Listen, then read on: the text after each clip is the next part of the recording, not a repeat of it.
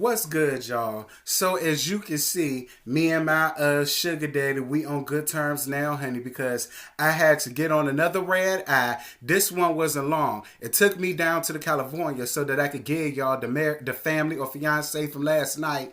And you know, I ain't finna tell y'all what I had to do to get back into his good graces, to get his love. Just know y'all hoes better catch.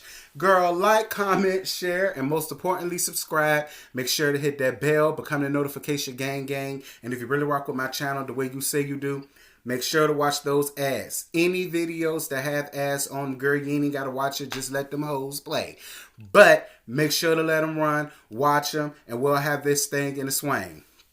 So, family or fiance, girl? No, I did not watch it last night because I was too busy kikiing and kakan on the panel when they gave a nasty interview to Miss Georgina from Chasing Dallas.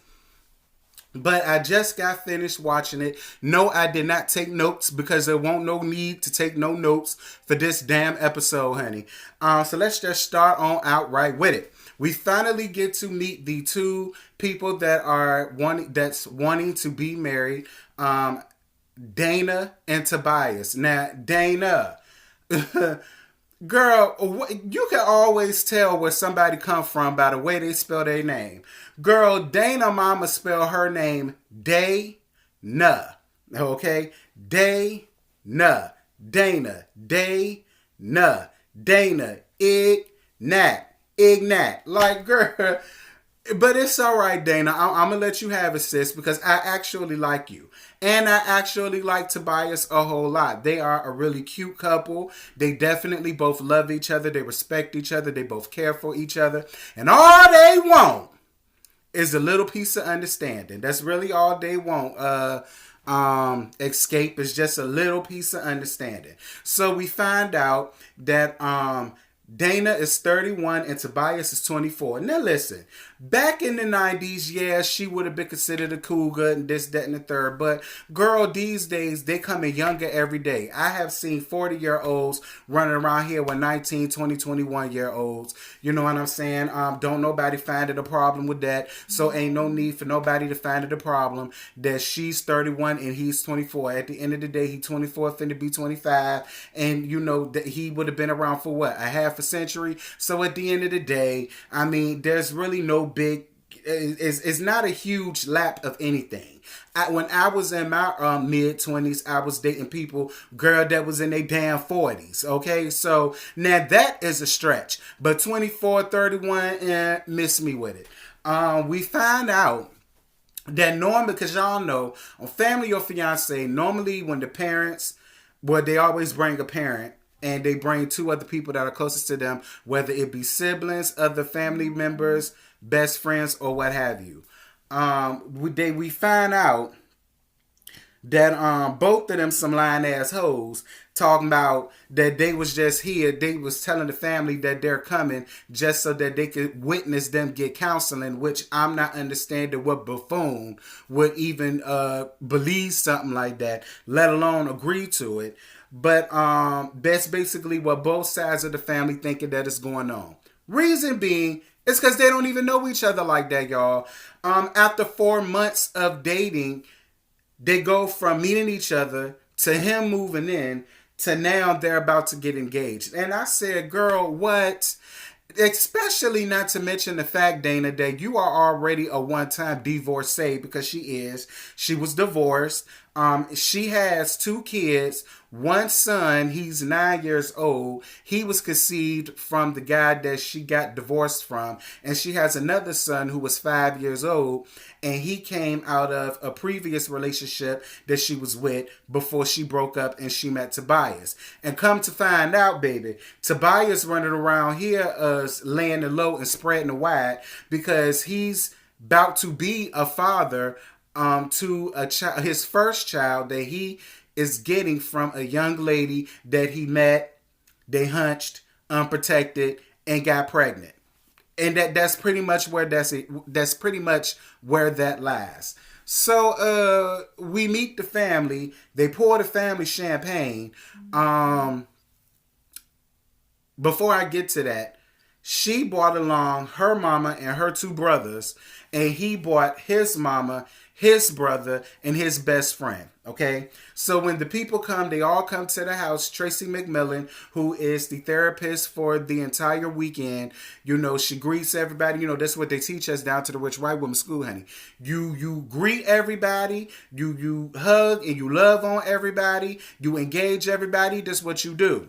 So then they come in pouring champagne, and of course everybody's first instinct is like, okay, well, what's going on? What's this? Why is this happening? Girl, one of them said, is you trying to get me drunk? And this, that, and the third. And basically they let it be known that they lied, that this is not just them having counseling and they're here to witness it, but they're in fact getting engaged. They said this is family or fiance, and we're letting all of you all know that this is what this is. Off the bat, the groom mama starts crying. And I said, oh, Lord, here it go. Here it go. And basically, everybody's issue was the same. Y'all have not known each other long enough. You have not known each other for a year just about. Now, all of a sudden, you think both of you all are just so in love and that y'all are ready to get married. And listen, normally, I'm not even here for the family like that. But it was this instance, in the first instant, in a long time, that I have been here for the family because I absolutely agreed. I said, family or fiance, y'all need to do a better job of weeding out and picking out the different couples that y'all want up here. Y'all need to have some type of requirement list, baby. Y'all have got to be in a relationship for at least 1, 2, 3 years before you decide to come up here talking about you ready to get married and you want your family blessing. I already knew off rip they weren't going to get nobody blessings because they for surely as hell ain't get mine. But the thing that made me upset, one of the things that his best friend said was, what'd he say? She coming in between they love bachelorhood or whatever the case may be. Girl, let me tell you something. Because I hate when ignorant men say that blanketed dumb-ass statement that I don't know where it came from.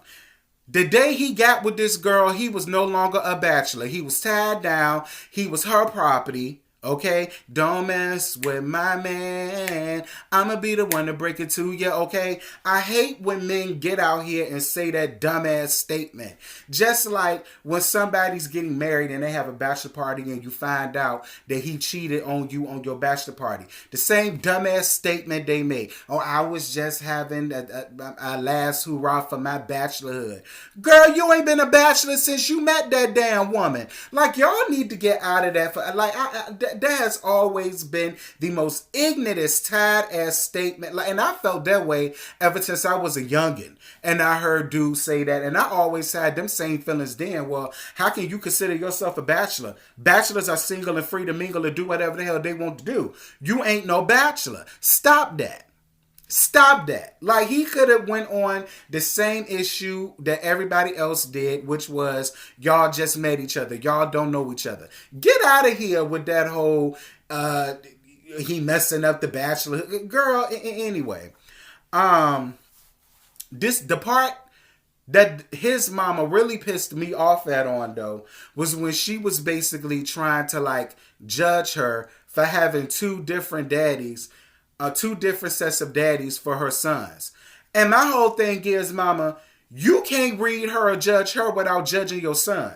Because your son was a young child out here running around, long dicking these hoes without a condom, getting them pregnant. So in the grand scheme of things, mama, you can't judge her because your son is going to go through the same damn thing, okay? Your son is going to have two different kids with two different baby mammies. And even if it ain't with Dayna, he's going to wind up wanting to have kids with somebody else, and they're not going to have the same mama. So you can't sit here and try to judge this woman for basically being in the same boat that your son made. And then what really pissed me off was when her mama asked, well, I had no idea that he even had a child on the way, because they kept that away from her mama too.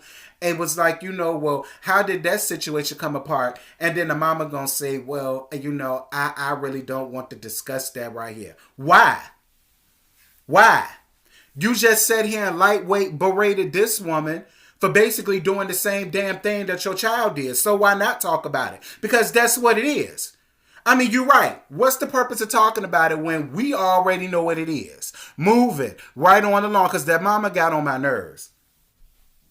Um, y'all, pretty much, it really won't much to the episode.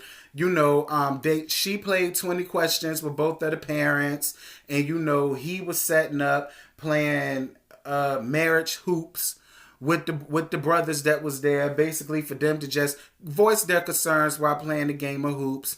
This, that, deadness. She tried to have a one-on-one with his stuck-up ass mammy, and she tried to sit there and try to act like she didn't know her, which I already knew that was a lie, because on your way to the damn house, you sat up in your confessional and said you've been in her presence 4 times. So stop trying to sit here and act like you don't know this girl. Not to mention, when Dayna was venting to her mama, Dayna was like, I'm just completely confused at how this woman is acting, because the times that I have been around her, I've never gotten this sort of energy. She's always been nice. She's always been pleasant. We talked anytime we was in each other's company. It was always a good time. I don't understand why she's now trying to treat me as if she don't know me and as if she don't know who I am. And I'm going to tell you why, Dayna, because that mama is stuck up. She's stuck up, and for some reason she kind of feels as though you are no good for her son. That's basically what it is she's trying to say. And I'm gonna tell you something. Your brothers ain't making no better coming up there with them damn gold teethuses, wearing fronts and gold fronts and that yaga in their mouth, which I absolutely hate, child. I thought we was over fronts after I was in high school, honey. Like, that's when we started wearing fronts again. I thought that whole thing was overdone and out the way. I don't know when that fad came back in. Like, and I'm not trying to, because I hate doing this. I hate trying to judge somebody off of where I think they come from, because I could be completely wrong, honey. They could be living in the suburbs and they could just be country living, country bumpkins, and that's what the country people do. But I honestly felt like that's basically what his mama was insinuating. I feel like his mother never seen it for you. I feel like she was only playing you close in your face. And now that the truth done came out and he wants to marry you, now she feels as though the situation went too far, and now she could treat you the way that she always wanted to treat you, which is, you're no good for my son. I think of my son as being up here and you're down here, which in my opinion, they're right here, because they both done the same thing. Like,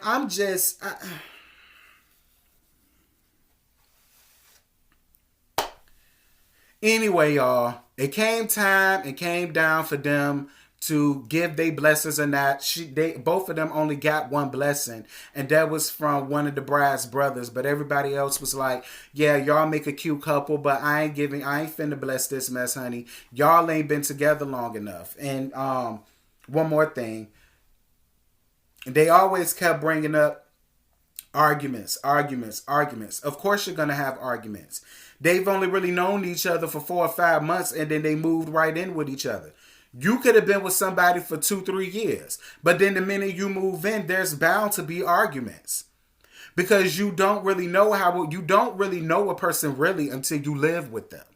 So there's always going to be arguments. I hate when people want to say, well, we argue a lot. Of course you're going to argue. You're going to argue, you're going to fuss, you're going to fight. You're not going to wake up every day smelling the Folgers running through the tulips, and the sky is going to rain gumdrops and jelly beans. It's not going to be that.